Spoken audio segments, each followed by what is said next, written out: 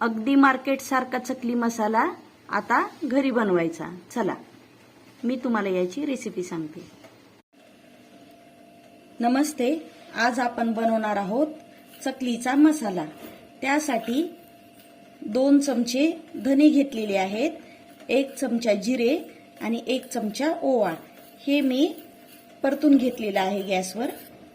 आता आपण हे मिक्सरवर काढायचे। त्यासाठी आवडीप्रमाणे तुम्ही तिखट कमी किंवा जास्ती घालू शकता। मी इथे 2 ग्लासाच्या प्रमाणाने मीडियम तिखट करते। अर्धा चमचा हळद। आता आपण याला मिक्सरवर काढूया।